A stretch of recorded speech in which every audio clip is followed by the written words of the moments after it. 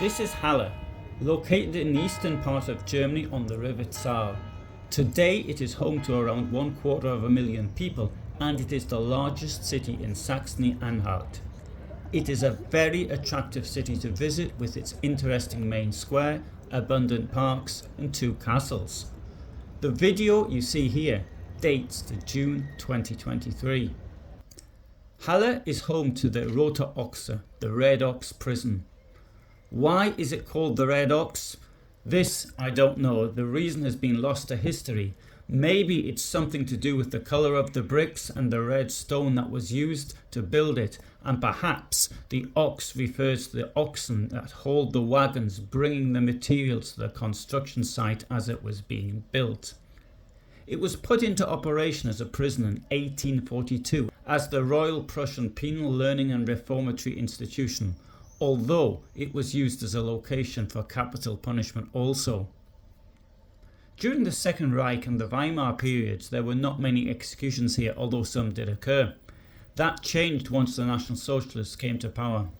In the early years of National Socialist rule, the Red Ox served as a prison and as a so-called protective custody camp. From 1935 it was used as a prison primarily for political prisoners. On the 19th of March 1939, the Reich Ministry of Justice decided that the Red Ox would also be used as a central execution site. From 1942 to April 1945, at least 549 prisoners from 15 countries were executed here by guillotine or by hanging. This is the story of one of the executioners.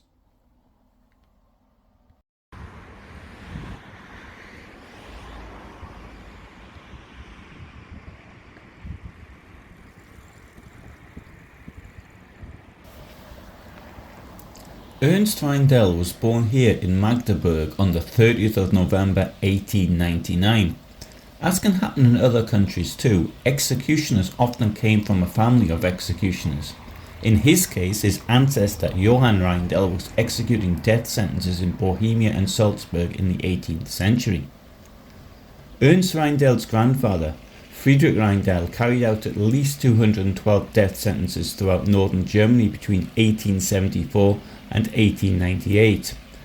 Ernst Reindel's father, Wilhelm Reindel, and his brothers were assistants to Friedrich Reindel. Wilhelm Reindel succeeded his father in office but was dismissed as an executioner in 1901 as a result of alcoholism. His uncle by marriage, Alvin Engelhardt, was also an executioner. In 1925, Ernst Reindel applied to the judicial authorities in Prussia for the job of executioner, but due to fewer death sentences in Weimar Germany, there was no demand. Once more, as often happens with executioners, his day job was that of a knacker.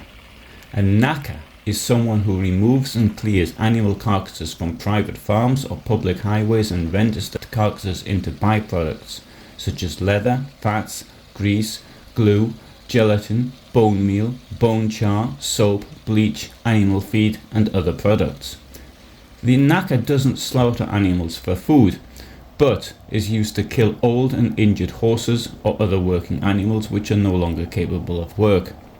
The British Slaughterhouses Act 1974, the Meat Sterilisation and Staining Regulations 1982 and the Food Safety Act 1990 all define a knacker's yard as any premises used in connection with the premises of slaughtering, skinning and cutting of animals whose flesh is not included for human consumption.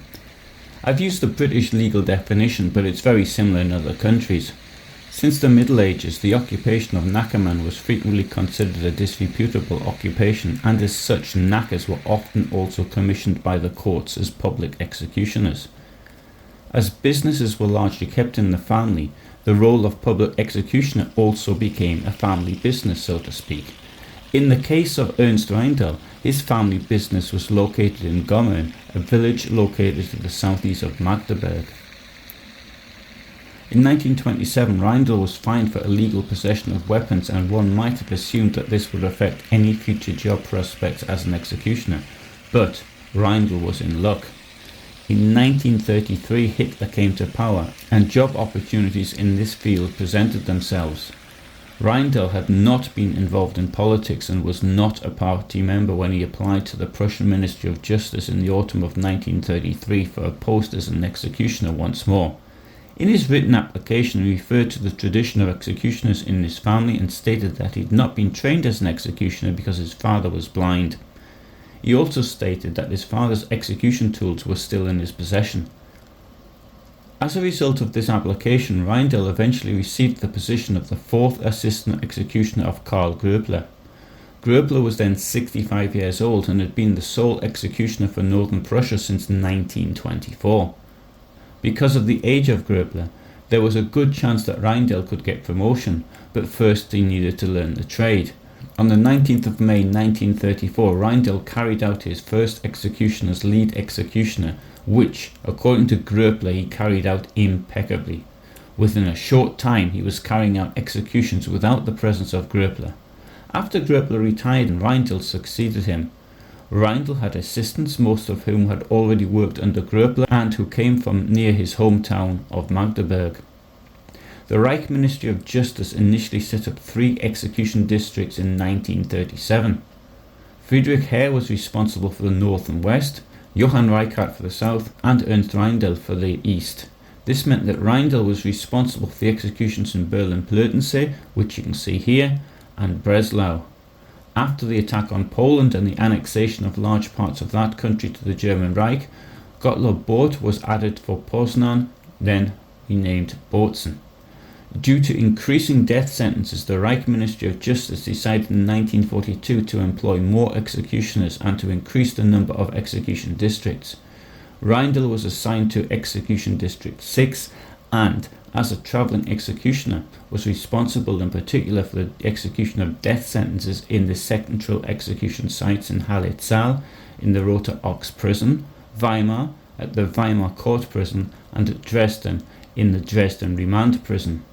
At times, he also carried out executions elsewhere, for example in Berlin, Brandenburg and Hamburg. Among those executed were resistance fighters against the Nazi regime and those who had committed the crime that Nazis termed race disgrace, or blood disgrace, that is to say, sexual relations between an Aryan and a non-Aryan partner. We can have a look at one such example of a case of a person who was executed by Reindel for the crime of race disgrace. This is Josef Cohen, who was working on the Heron, a riverboat sailing on the Elbe. On Sunday the 28th of August 1939 the sailors had shore leave and went to a bar. There Josef Cohen met 23-year-old Gertrude J., who was newly married and whose husband was in the army in preparation for the attack on Poland. Gertrude J. later claimed that the sexual intercourse which happened in a ditch was against her will, although 2 witnesses said that they had heard her call him. One of the witnesses who said this was her own brother. Cohen made the mistake of telling his shipmates about it, and the captain reported the suspected attack to the river police. As Cohen was Jewish, on the 30th of August 1939, the Racial Defamation Department of the Hamburg Police received a report from the security service. On the night of the 31st of August 1939, 4 days after the incident, he escaped from the Heron and fled to the Netherlands, where many of his relatives lived, including his brother Moritz Moses Jacob Cohen. For some reason which is not clear, he returned to Germany and was arrested for illegally crossing the border. There was an investigation and the matter passed over to the courts for trial. Josef Cohen was denied legal counsel. On the 14th of February 1941, the regional court declared itself not to have jurisdiction and handed the case over to the special court in the regional court. The special courts were set up in 1933 to judge those matters that the Nazis considered crimes, such as racial defilement. They were assigned to the higher regional courts and represented courts outside the statutory jurisdiction. They served to expedite proceedings with very limited legal remedies for the defendants. Obviously, this was not a fair trial. Hearings were held over 3 days on the 24th, 25th and 29th of April 1941. Joseph Cohen was sentenced to death with an additional sentence of 15 years. No appeal was permitted, leaving only a petition for clemency. This ended up on the desk of Roland Freisler, then at the Ministry of Justice, but soon to be the President of the Reich Court of Justice. Freisler refused clemency. After the request for clemency was rejected, the 4th Criminal Chamber of the Hamburg Regional Court, chaired by Regional Court Director Wolf, decided to reopen the proceedings just one day before the sentence was to be carried out. However, in an all-night session, the higher regional court overturned this decision in order not to have to postpone the execution date. Reindel and his assistants were already in Hamburg waiting to carry out the sentence. The execution had been scheduled for 0600 hours. The execution of the death sentence was only delayed by 3 hours. The court handed the condemned man over to the executioner, Ernst Reindel, at 0903, and just 20 seconds later the sentence was carried out. Here we can see the bill for the execution. 292 Reichsmarks are to be paid for the executioner and his 3 assistants. 500 posters were affixed in Hamburg announcing the fate of Joseph Cohen, and paid advertisements were taken out in newspapers, as can be seen here. I've skirted over the case of Joseph Cohen quite quickly, but much more is known about it due to the files surviving the war. He tried to claim that he was not fully Jewish, and his mother, who was divorced, supplied an affidavit saying that his father was not her husband. His mother by this time was abroad. The mother survived the war, but not all her other children. Her son Moritz Moses Jakob Cohen was murdered in Sobibor, aged 32. Her daughter Betty Valk was murdered in Auschwitz in 1944, aged 31. Both were living in the Netherlands. 2 other brothers, Wolf Wilhelm Cohen and Abraham Jakob Cohen, survived the war as they were out of the reach of the Nazis. At the beginning of December 1939, Reindel joined the Nazi Party. This, as with many other people, was probably more to protect his career than any belief in the system. The means of execution in Germany was by beheading, either by axe or by guillotine. A guillotine for Halle was ordered in 1938, however it took 4 years for one to be delivered owing to bureaucratic arguments. The guillotine was manufactured by prisoners in Tegel prison in Berlin and then shipped to Halle. The guillotine cost the Halle prison 904 Reichsmarks, and shipping the guillotine cost 15 Reichsmarks and 20 pfennigs. It was set up in part of the prison that had formerly been the sick bay.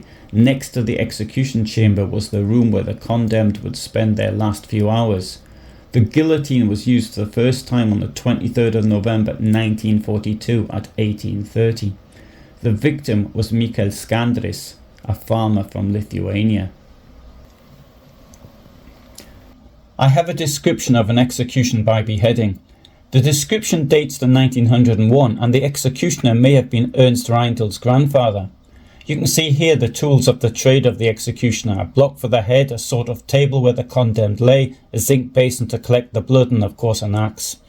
The source of this is Haunted Ohio by Chris Woodyard, and if you're interested in a longer description, then I refer you to his website and books.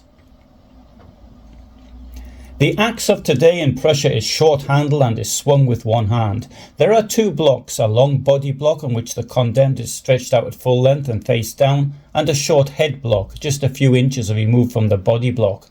The head block is higher than the body block, so that the body is in an inclined position, with much of the weight of the body being supported by the head.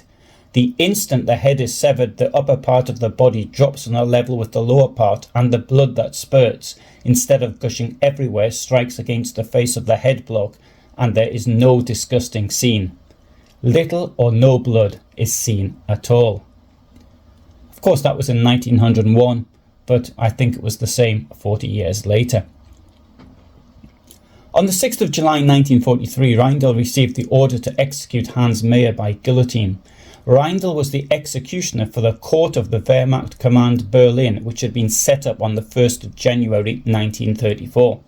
The court was responsible for offences committed by serving officers and soldiers of all ranks. Compared to other Wehrmacht courts, the court of the Wehrmacht command in Berlin was a very large court with a large caseload and had branches in large cities all over the Nazi state. Ironically, one of the judges of the court from December 1940 to July 1944 was Paul von Haase, best known for the role he played on the 20th of July 1944 in the attempt to overthrow Hitler, which I described in some detail in the video I did on Ernst Reindel and the events in Berlin on that day. The court of the Wehrmacht command Berlin was responsible for all soldiers of the Wehrmacht headquarters in Berlin, as well as cases arising in the reserve army. Serious crimes it dealt with included weakening of military strength, an all-encompassing code which carried the death penalty. Other crimes it dealt with included treachery, political cases, corruption, homosexuality and desertion, if the deserter was on the run for more than 3 months. The summer of 1943 was a busy time for Reindel. Here we have an invoice from Reindel for the execution of 9 men on the 13th of July 1943 in Halle. We can see that Reindel has asked for 300 Reichmarks for himself and 280 Reichmarks for each of his 3 assistants, plus other expenses. Reindel and other executions were introduced to hanging in April 1943. At the time this was considered un-German. However, the Nazis seemed to like it as a more brutal and humiliating form of punishment for those who were opposed to the regime. Reindel didn't want to use it at all, and he asked not to use it. Whether or not this had any effect on what happened next is unclear. On the 1st of September 1943 he resigned as executioner, giving 3 months' notice. Therefore, his last day as executioner was to be the 30th of November 1943. When asked, he said it was due to financial reasons. Due to the increasing number of executions and all the travel it entailed, he wasn't able to look after his day job, which now had to be done by his wife. Whereas there are documented cases of SS men either resigning or refusing to kill, Reindel is the only executioner working for the Reich Ministry of Justice who did so. In his last 3 months he was forced to use the execution method he didn't like: hanging. In September 1943, Allied bombing on Berlin damaged the guillotine at Berlin-Plötzensee so that it no longer worked. If he did leave his job after resignation or not, it is unclear. In his 2001 book, Rituals of Retribution, The Death Penalty in German History 1532 to 1987, Richard Evans suggests that he may have continued to work as an executioner. In all, Reindel carried out at least 600 executions, and probably many more.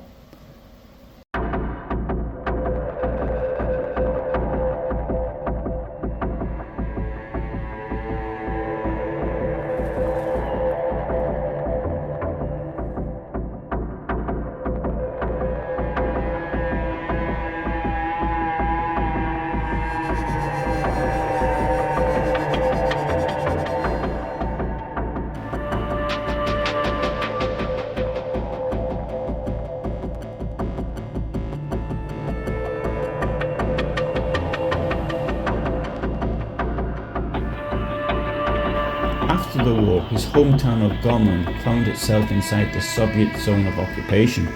Reindel was arrested very quickly and put before a Soviet military tribunal on the 17th of June 1945 with his assistants Rokus Geng, August Kaut and Karl Teudler. He was found guilty of war crimes and sentenced to death. Here the story gets a bit unclear. When I started writing this presentation in February 2023, I believed that Ernst Reindel had been executed. However, on cross-checking and on visiting the museum at the Rote Ochse prison in Halle, Saale in June 2023, this does not appear to be the case. According to Todesurteil Sowjetischen Militärtribunal gegen Deutsch 1944-1947, his assistant Rokus Geng was taken to NKVD Special Camp No. 7 in Frankfurt on Oder, and on the 8th of July 1945 was sent to Brest-Litovsk, which was the closest town in the Soviet Union, a place that had been occupied by Stalin when he attacked Poland in 1939. Geng was shot here sometime between the 25th of July 1945 and the 15th of January 1946. However, according to the Rote Ochse Halle Saale, Politische Justiz 1933 to 1945, edited by Joachim Scheriber, Daniel Bose and Alexander Spurk and published by the museum at the prison, Ernst Reindel died on the 6th of December 1965, one day after his 66th birthday. A photograph of his tombstone appears in the book Die Brüder Wilhelm und Friedrich Reindel by Matthias Blasek. The book further states that Ernst Reindel is buried next to his wife Martha, who died in 1987 in Osterberg, about 100 kilometers north of Magdeburg. So how did Reindel escape his death sentence in order to be released only a few years later? And where was he released, and when? At the time of writing, I do not know, but as I've often suggested in the past, videos will be updated or corrected as new information comes to light, and I suppose I could be rewriting this video sometime soon. I would like to have talked more about the victims in this video, but that would have been a very long video. I've looked at what happened to some of those who were judicially murdered by the National Socialist regime and who were executed by Reindel. I think the proper place for their stories is in separate videos. So I hope you found that interesting. Thank you very much for listening. I upload every Friday at 2000 hours my time. I'm based in Germany and Poland. I also upload sometimes on other days as well. And so if you're subscribed, then you'll know what those other days will be. It's usually on an anniversary or something like that. I also do live chats and I'm nearly always present for when the videos premiere. So that allows you to communicate with me at those times as well. But for the moment, all the best from me. Bye for now.